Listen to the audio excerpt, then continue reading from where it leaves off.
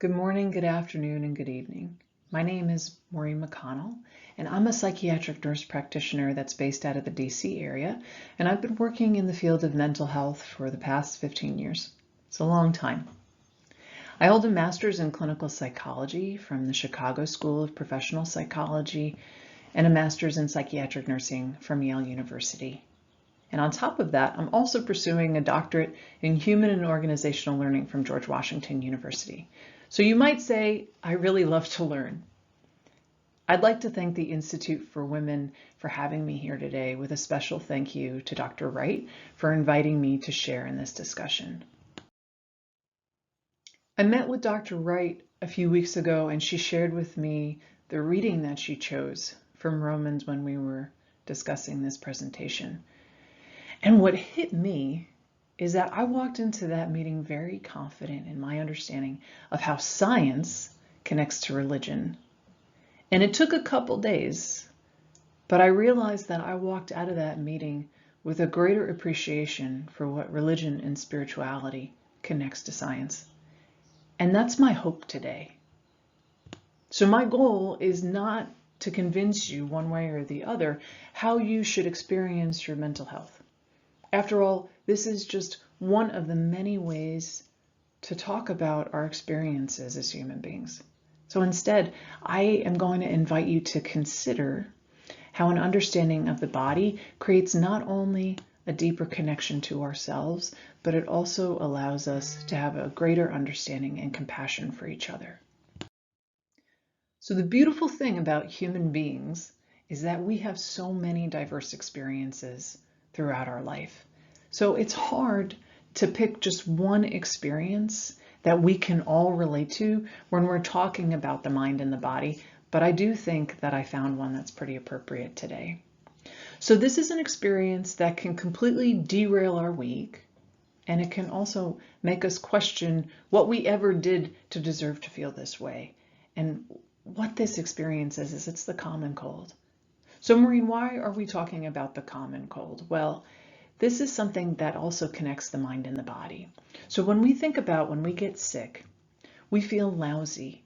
We want to curl up in bed. Our appetite changes. We don't want to exercise. Some of us might get a little irritated, a little bit less patient than usual. And so people are shocked when I start talking about this, because what we're doing is we're learning that the feeling of the common cold might be the closest thing that you ever experience to depression, particularly if you've never experienced it. So why is this? Well, most of the time, we think about our mood and the way that we feel when we're sick. We think that that changes because we don't feel well, and you're not wrong. And this is where it starts to get really interesting. The reason our mood changes is because our bodies are responding to inflammation. So it's releasing a whole host of defenses in order for us to become healthy again. But why does this happen? So this is actually a really primitive response that our body has perfected over thousands of years. So back then, when our body got run down and when we got sick, we would curl up and we would rest. But we also were aware on some biological level that resting made us vulnerable, so we would be a little bit more on guard. This is why some of us, despite being exhausted when we're sick, we toss and turn at night. And so we become a little bit more anxious or irritated when we aren't feeling well. And what that is that's the body communicating to us that the system is stressed. Something is wrong here. We need to get back in balance. So some of us experience acute anxiety when we're sick, or we feel a little bit more panicked when we get sick. And this is our immune system responding to illness. So if we fast forward now a couple thousand years, the system hasn't changed. So the brain, that evolutionary system, hasn't changed much. But our stressors have.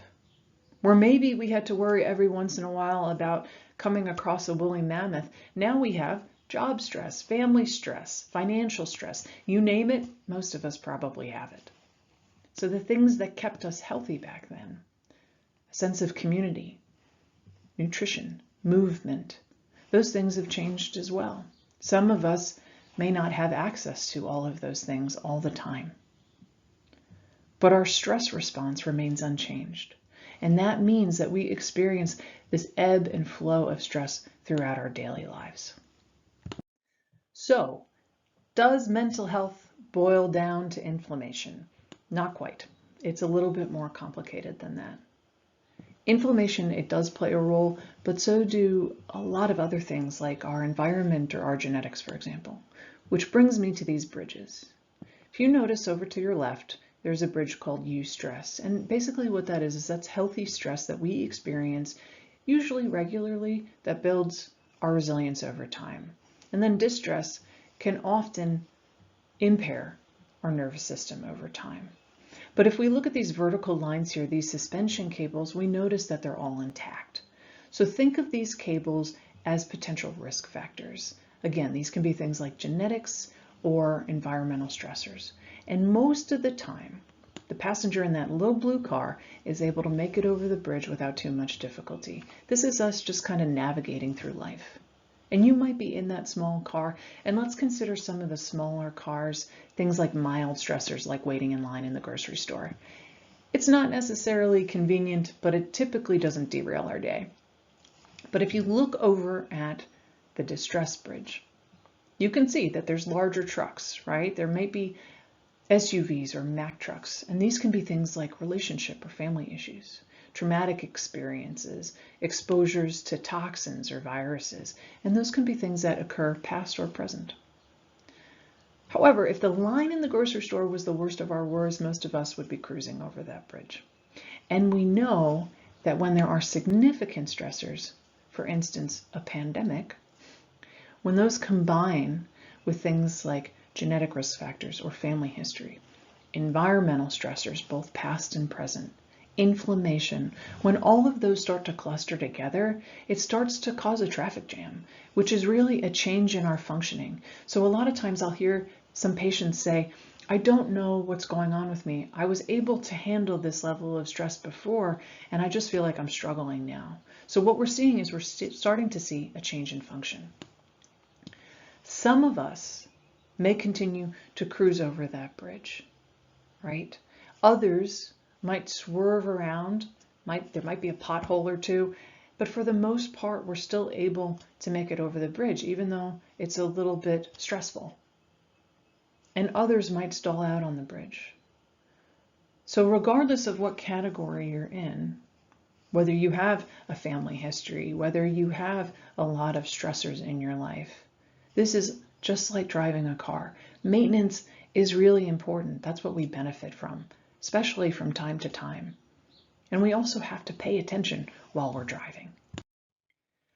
So how do we start paying attention? A lot of patients ask me, what's mental and what's physical when it comes to stress? How do I know that I'm experiencing stress? What happens if I'm experiencing both? So when a person is experiencing prolonged chronic stress, think of that distress bridge. It starts to wear on our nervous system to the point where we stop moving so regularly from the rest and digest portion of our nervous system, the parasympathetic, to more of the sympathetic nervous system. That's that fight or flight response that we sometimes hear about. So the fight or flight portion of our nervous system, that sympathetic nervous system, if you think about drawing a line right down the center of your body, it impacts a lot of different systems. It can impact our respiratory system, how we breathe, our cardiovascular system, our digestive system, our musculoskeletal system, and lots of other systems as well. The good news is that our bodies are built to weather stress. That's why we have two portions of our nervous system. But it is going to start to send signals to you that it needs some basic assistance in regulating itself. Sometimes we can identify the effects of stress physically. Actually, there are studies that show correlations to employee stress and the conditions that they're calling out sick for. And a lot of them are often on this list, particularly headaches. So if you can start to grasp this connection between the mind and the body, you're on the right track. So really this is for One basic reason is that you're starting to understand how your body responds to stress. And then the things that we often recommend in mental health, as far as how to control your breathing, things like that, what we're doing is we're really trying to get us to rebalance that nervous system and get our nervous system to move more into the rest and digest portion. So there's good news and there's bad news about the brain. And I love this picture of the iceberg because it often reminds me that the good news about the brain is that there are parts of the brain that have evolved that allow us to regulate our emotions and our behaviors. That's wonderful news, right? That actually aids in our survival. The bad news is that sometimes we get so good at regulating our emotions that we can start to prioritize what we show other people, even if what we're feeling is this big iceberg under the surface. So the benefit is that sometimes